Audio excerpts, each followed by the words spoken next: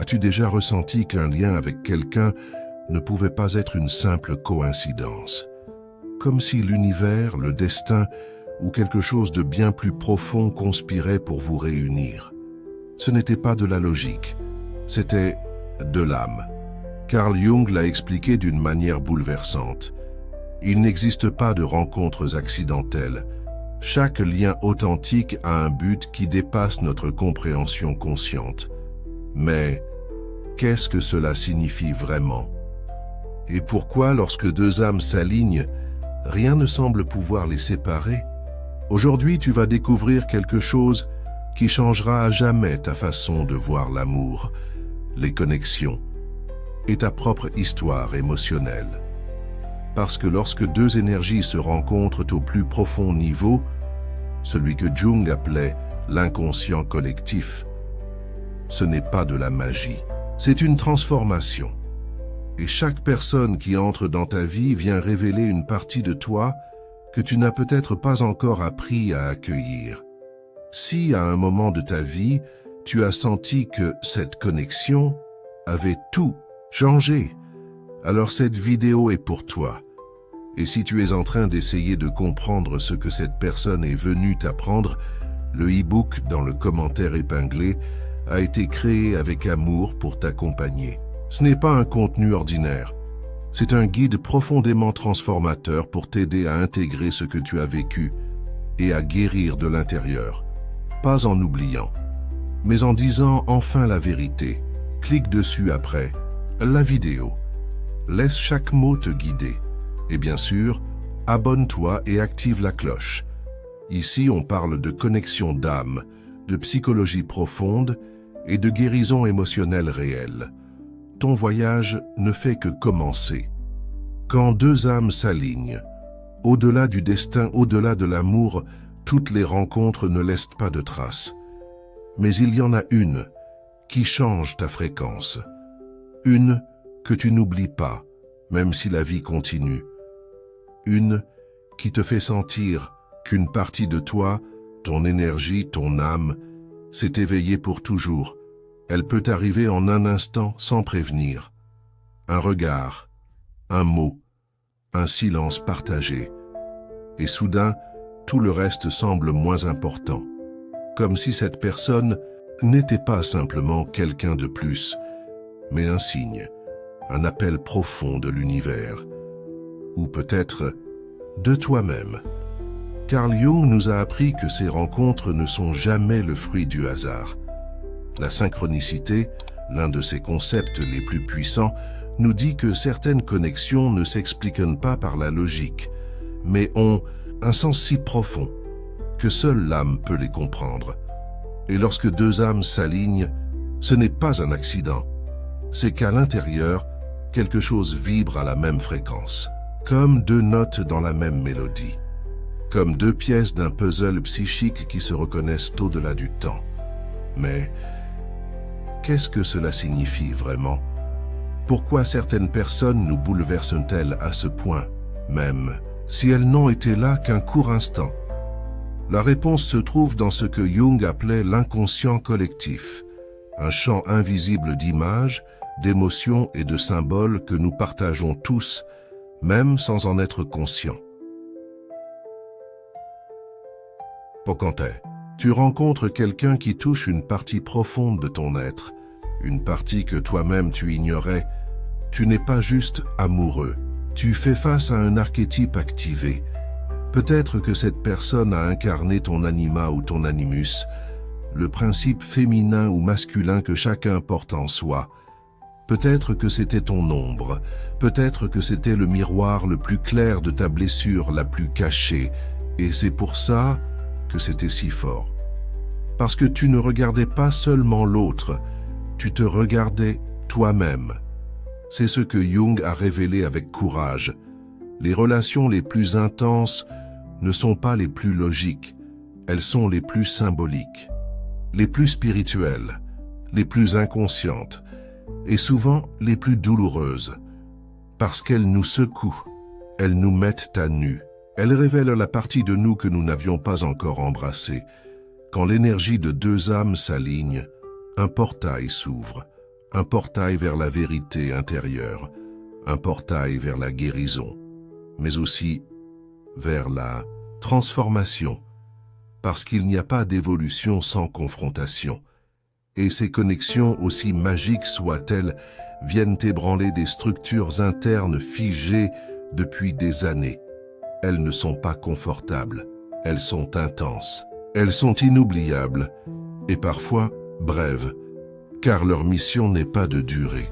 C'est de t'éveiller, Jung l'a dit avec une clarté brute. Tout ce qui nous irrite chez les autres peut nous mener à une meilleure compréhension de nous-mêmes, mais aussi tout ce qui nous attire, ce que nous admirons, ce que nous désirons chez l'autre. C'est une partie de nous qui demande à être intégrée. Voilà pourquoi lorsque quelqu'un entre dans ta vie et que tu sens que c'est inévitable, destiné, écrit, tu ne te trompes. Passe. Tu vises une expérience archétypale. Tu te souviens de quelque chose que ton âme savait déjà. Peut-être que cette personne est venue comme un maître, comme un miroir, comme une étincelle, mais jamais par hasard, jamais comme une simple histoire. De plus, et c'est là que beaucoup se perdent. Ils pensent que l'intensité signifie la permanence, que si c'était si fort, ça devait durer. Mais Jung nous a avertis. L'âme ne cherche pas le confort, elle cherche la croissance. C'est pourquoi certaines âmes qui s'alignent finissent par se séparer. Parce qu'une fois le but accompli, insister n'est plus de l'amour. C'est de l'attachement. C'est de la peur. La vraie connexion ne s'accroche pas, elle s'honore, elle se remercie. Et si elle doit rester, elle restera. Mais si elle doit partir, elle laissera une empreinte éternelle. Et toi, tu ne seras plus jamais le même. Parce que cette connexion, même brève, a réveillé en toi quelque chose qui ne se rendormira jamais. La plupart des gens pensent que lorsqu'on ressent quelque chose de très fort pour quelqu'un, c'est forcément de l'amour. Mais Jung nous met en garde. Ce que nous ressentons n'est pas toujours ce que nous croyons. Parfois, ce que tu appelles amour n'est rien d'autre que l'activation d'un archétype inconscient. Ce n'est pas cette personne en particulier, c'est ce qu'elle représente en toi. Imagine, tu croises quelqu'un, et soudain, tu as l'impression de le connaître. Depuis toujours, la connexion est immédiate, le magnétisme est réel. Mais derrière cette intensité se cache peut-être l'archétype de l'amant blessé, de l'âme non intégrée, de l'enfant intérieur en quête d'acceptation. Cette personne, sans même le savoir, a touché une partie profonde de toi, à quelque chose qui était endormi, quelque chose qui avait besoin d'être vu. Jung a expliqué que notre psyché est composée de parties que nous connaissons, comme le moi, le persona, et d'autres que nous avons rejetées, niées ou oubliées. L'ombre. Quand quelqu'un entre dans ta vie et crée un bouleversement intérieur, il est très probable qu'il ait réveillé des parties cachées de ton ombre émotionnelle. Peut-être qu'il t'a fait sentir en insécurité. Peut-être qu'il a mis en lumière ta dépendance. Ou qu'il a réveillé cette peur ancienne d'être abandonné. Et voici le plus profond. On s'attache souvent à quelqu'un, non pas pour ce qu'il est, mais pour ce que l'on ressent à travers lui. Parce que, d'une certaine manière, cette personne nous a renvoyé une image de ce que l'on aimerait être, ou de ce que l'on croit nous manquer. C'est pour cela que ça fait si mal quand ce genre de lien s'arrête. On ne perd pas seulement une relation, on perd une image idéalisée de soi. Une version de nous où l'on se sentait complet, intense, vivant. Mais cette version ne venait pas de l'autre, elle venait de toi. Jung disait que les relations sont les miroirs les plus puissants de l'inconscient. La manière dont quelqu'un nous traite, la manière dont on se sent à ses côtés, révèle ce que nous n'avons pas encore guéri. Montre les vides qui existent encore dans notre âme, et c'est pourquoi certaines connexions paraissent trop fortes à supporter. Parce qu'elles ne sont pas légères, elles sont vraies. Et ce qui est vrai transforme. La vérité, c'est que toute âme qui te trouve n'est pas forcément faite pour rester. Toute connexion intense n'est pas destinée à durer. Certaines sont là pour activer, pour révéler, pour libérer. Et la plus grande preuve que tu as compris cela, c'est quand tu peux remercier l'expérience, même si elle fut brève, même si elle t'a fait pleurer, même si elle t'a laissé des cicatrices, parce qu'elle a rempli sa mission. Elle t'a réveillé, et une fois que tu te réveilles, tu ne peux plus te rendormir. Peut-être que cette personne ne reviendra jamais. Peut-être qu'elle reviendra, mais qu'elle ne sera plus la même. Peut-être que tu la verras avec d'autres yeux, et tu comprendras qu'en réalité, ce n'était pas ton destin, c'était ton miroir. Et c'est là que commence un nouveau cycle. Tu cesses de demander pourquoi cela s'est terminé. Et tu commences à te demander, qu'est-ce que cela est venu me révéler? Tu arrêtes de te blâmer et tu commences à te guérir. Tu arrêtes d'attendre que l'autre revienne pour te sentir complet. Et tu commences à récupérer les parties de toi que tu avais projetées dans cette relation. C'est ça le véritable détachement. Ce n'est pas oublier, c'est intégrer. Ce n'est pas faire semblant que ça n'a pas fait mal. C'est permettre à la douleur de devenir sagesse. Ce n'est pas couper des liens avec violence, c'est lâcher avec conscience. Parce que tu comprends enfin le sens. Quand deux âmes s'alignent, il y a bien plus qu'un désir. Il y a un processus sacré en cours, le processus d'individuation, ce chemin où tu deviens qui tu es vraiment dans ta totalité. Et sur ce chemin, certaines personnes arrivent comme des portails, d'autres comme des raccourcis, et certaines comme des épreuves, mais toutes, sans exception, viennent te montrer un fragment de ta vérité. La vraie question n'est pas « cette personne reviendra-t-elle ?» mais plutôt « qui suis-je devenu ?» après avoir été touché par cette connexion. Et quand tu comprends cela, tu arrêtes de courir après des réponses extérieures et tu commences à écouter la seule voix qui t'a toujours accompagné, ta voix intérieure, et c'est elle qui te guidera hors de la douleur, au-delà du manque, vers l'intérieur de ta complétude. Quand une connexion se termine, le plus douloureux, ce n'est pas l'absence de l'autre, c'est l'écho que cette absence laisse dans ton âme, c'est le silence qui prend la place des mots, ceux qui, autrefois, te faisaient sentir vu, aimé, spécial. Mais ce que presque personne ne te dit, c'est que ce vide n'est pas né du départ de cette personne. Ce vide était déjà là. Cette connexion n'a fait que le mettre en lumière. Carl Jung nous a appris que ce que nous ne voyons pas en nous-mêmes, nous le projetons sur les autres. Et parfois, ce qui nous fait le plus souffrir dans une séparation, ce n'est pas la personne. C'est l'image de nous-mêmes que nous avons construite à ses côtés. Une image plus forte, plus vivante, plus aimée. C'est pour cela que lâcher prise n'est jamais facile. Parce que lâcher, ce n'est pas seulement dire adieu à quelqu'un.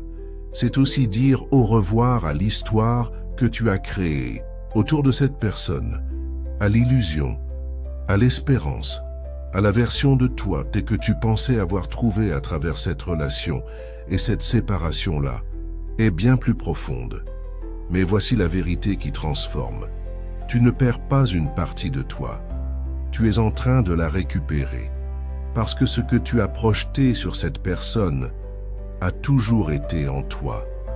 Cet amour que tu pensais avoir reçu, cette paix, cette sécurité, ne venaient pas de l'extérieur. Elles ont été réveillées de l'intérieur. Cette personne n'était qu'un miroir, un canal, un déclencheur.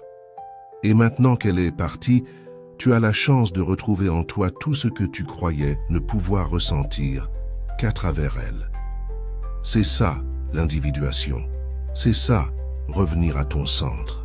C'est ça, cesser de dépendre pour commencer à être. Quand tu décides d'arrêter de chercher à l'extérieur, quand tu cesses de te demander s'il ou elle pense encore à toi, s'il reviendra, s'il ressent encore quelque chose, et que tu commences à te demander quelle partie de moi est encore en train d'espérer se retrouver à travers cette personne. Alors, tout change, parce qu'au lieu de continuer à nourrir ta blessure, tu commences à la guérir. Tu réalises que l'amour vrai ne fait pas mal, qu'une connexion authentique ne naît pas du manque, mais de la plénitude, et que ton chemin de guérison ne dépend de personne, il dépend de toi. Tu n'as pas besoin d'une dernière conversation, tu n'as pas besoin d'une explication, ni d'excuses, ni d'une seconde chance. La seule chose dont tu as besoin, c'est de compréhension intérieure. C'est d'arrêter de te battre contre ce qui a été et de commencer à bâtir ce qui peut être à partir de ce que tu as appris.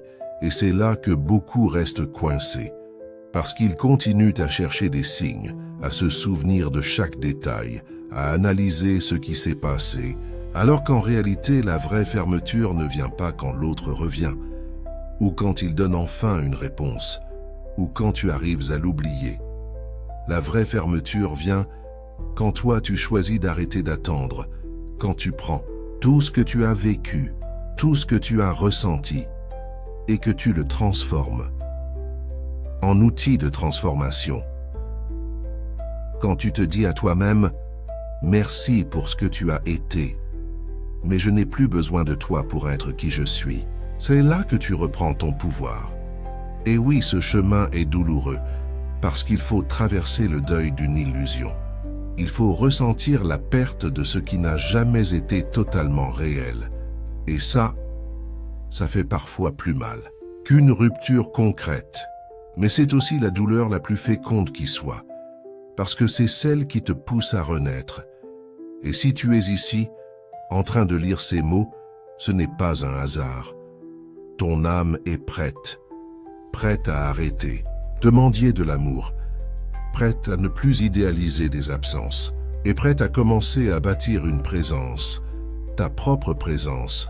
Et si tu ressens le besoin d'un guide pour avancer sur ce chemin, le e-book dont le lien est dans le commentaire épinglé a été créé avec amour, non pas comme une solution miracle, mais comme un accompagnement réel, émotionnel, profond, un manuel pour fermer des cycles, comprendre ton esprit émotionnel et te reconnecter avec toi-même depuis un espace de vérité.